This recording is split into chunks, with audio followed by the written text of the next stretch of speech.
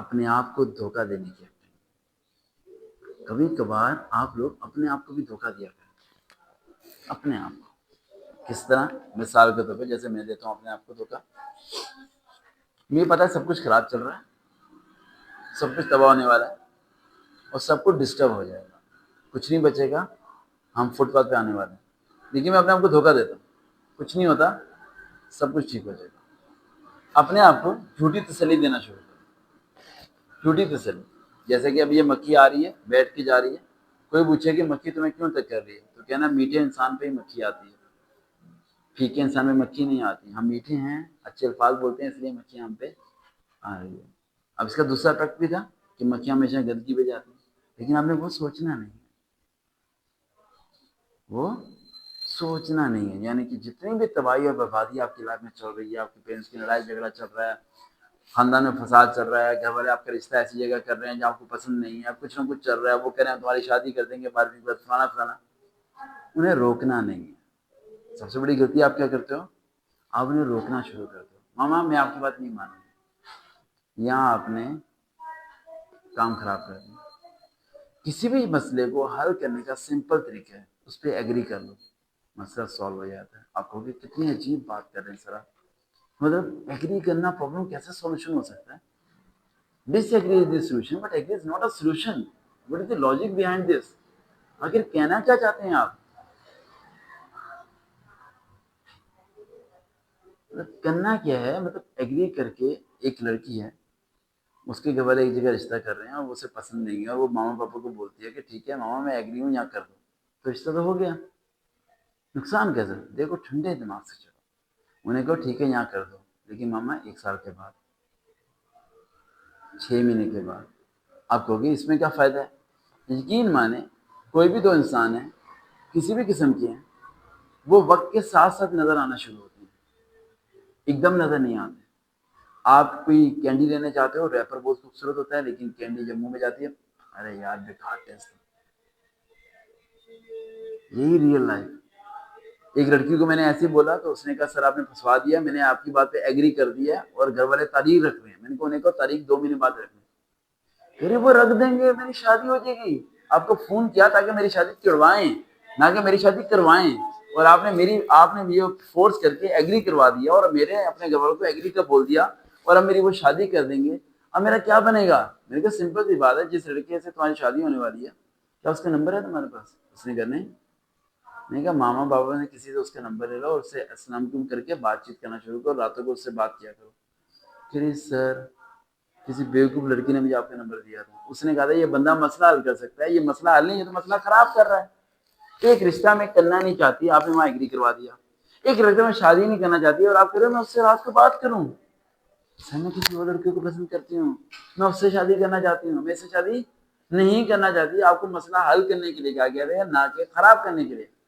मैंने कहा देखो जिसने भी नंबर दिया उसने ये बोला होगा कि आंखें बंद करके यकीन करना, लेकिन मैंने कहा अब काम तो तुम्हारा खराब हो चुका है, थोड़ा और खराब कर लेते हैं भी। दूसरा तो तुमने है ही, अगर तुम इनकार करते तो क्या तुम्हारी बात मानी जाती? उसने कहा नहीं। मैं कहा जबरदस्ती शादी कर देते ना? कह रही हाँ। मैंने कहा फिर अब मैं जो कहता हूँ वो करो। उसने ऐसे से बात करनी शुरू की लड़की। प्रॉब्लम सोल्यूशन बता रहा हूँ लाइफ का। मैंने कहा अब उस लड़के को एसएमएस करोगे मुझे स्मोकर पसंद है, सिगरेट पीने वाला है। फिर क्या बात कर रही? मैंने कहा जो बोल रहा हूँ वो करो। उस बेचारी की तबीयत खराब हो गई थी, शायद वो रात को सोई भी नहीं और सुबह खाना भी नहीं खा सकी, और पेट में उसके दर्द भी हो गया था कि मैं कहाँ फंस गई हूँ, किस टीचर को फॉलो कर रही हूँ, ये मेरे से करवा रहा क्या है, ये मेरे से क्या करवा रहा है। तो उसने ऐसे ही एसएमएस किया और मुझे स्क्रीनशॉट भेजी जा रही, सर मैंने भेज दिया। मैंने कहा सब्र करो एक दिन। एक दिन के बाद उस लड़के ने सिगरेट पीते हुए वीडियो सेंड की उसे, तुम्हारी खुशी के लिए आज मैंने सिगरेट पिया। मैंने कहा वीडियो? कह रही सर उसकी वीडियो आ गई। मैंने कहा आप करो ना वो। कह क्या करना है? मैंने कहा forward this video to your father. कह रही क्या? मैंने कहा forward this video to your father and mother and the whole family group. ये पसंद किया मेरे बाबा ने मेरे लिए, और मैंने बाबा के लिए फिर भी हाँ कर दी, क्योंकि मेरे बाबा ने मेरे लिए दिन रात मेहनत करके पढ़ाया मुझे। मैं अपने बाबा के लिए जान भी दे सकती हूँ। Make up pretended and your home but do everything, सब कुछ कर जाओगे। उसने वीडियो सेंड की। आफ्टर दी 15 मिनट्स उसके बाबा ने कहा मेरी बेटी मेरी जान देने के लिए तैयार है, मैं पागल हूँ, इस स्मोकर से शादी करूंगी, रिश्ता कैंसिल। शीशा खत्म हो गया। किसने खत्म किया? उसी बाबा ने जो हाँ कर चाह रहे थे। ये जो मैं समझाना चाह रहा हूँ, अगर आपको मेरी बात समझ, जिंदगी को हमेशा दूसरे पहलू से लेकर चलो। आज की बात बता रहा हूँ आपके, कल की बात है। एक एडमिशन भेजा था मैंने, उसने किसी के रेफरेंस से था। उसने कहा, जिसके रेफरेंस था, कि जहाँ से एडमिशन किया है इन्होंने 9,000 रुपये ज़्यादा लिए हैं। 9,000 रुपये क्या लिए हैं? इजाफी लिए हैं एडमिशन के, जो कि इन्हें नहीं लेने चाहिए थे। इतने पैसे नहीं, इतने पैसे बनते थे। तो उसने मुझे कहा कि सर, उन्होंने कहा कि आपने 9,000 रुपये क्या लिए हैं? इजाफी लिए हैं, तो वो आपसे बात करना चाहते हैं। मैंने कहा कराएं बात। जब मैंने फ़ोन अटेंड किया, अब सुनिए ज़रा, फ़ोन अटेंड किया तो वो, उसका मकसद ये था कि मेरे 9,000 रुपये दो, अगर नहीं दोगे तो तुम्हारी ऐसी की तैसी कर दूंगा। ये टोन स्टार्टिंग में। अब मैंने कहा अस्सलाम वालेकुम सलाम, आपने 9,000 रुपये इजाफी लिए हैं। मैंने कहा सर आराम से बात। और मैं क्या आराम से बात करूँ? मैंने कहा आप चाहते क्या हैं? मेरे 9,000 वापस दो। मैंने कहा ठीक है, जैस पे नंबर सेंड करें, सेंड कर देता हूँ।